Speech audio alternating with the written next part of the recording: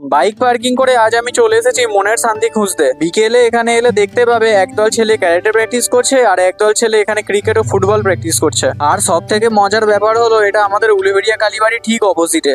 বেশ ভালোই মনের আনন্দে গঙ্গার হাওয়া খাচ্ছিলাম দুজনে, তারপরেই চলে এলো এই ভদ্রলোকটা। আশেপাশে ও যেখানেই থাকুক আমাকে এখানে দেখলে ও সঙ্গে সঙ্গে দৌড়ে চলে আসে। আর হ্যাঁ, আসলে ও একা আসে না, এই দুটো সঙ্গীকেও সাথে নিয়ে আসে। আর তৃষা তো রীতিমতন ওদেরকে দেখলে ভয় পায়, ভয়েতে কোথায় উঠে গেছে দেখো খালি। তারপরে ধীরে ধীরে সন্ধে নামলো আর মানুষের আনাগোনা ধীরে ধীরে কমতে শুরু করলো। গঙ্গার ধারে ফুরফুরে এই মৃদুমন্দ বাতাসে থাকতে কারই না ভালো লাগে। আর ভাই এই মুহূর্তগুলো বলে ব্যাখ্যা করার মতন নয়। আর একে দেখো, যতই দাও ততই চাই, কত ভিডিও বানিয়ে দিলাম, পোষায় আর না। তারপরে চাঁদ মামার সামনে দাঁড়িয়ে দাঁত বের করে গোটা 10-15টা ছবি তুলে টুকটুক করে হাঁটতে হাঁটতে বাড়ির পথে রওনা দিলাম। অনেকটা সন্ধে হয়ে গেছে, বেশিক্ষণ এখানে থাকাটা ঠিক না, তাই আমরা সেখান থেকে বেরিয়ে গেলাম। তো আজকের মিনি ব্লগটা এই পর্যন্তই, দেখা হচ্ছে নেক্সট ভিডিওতে।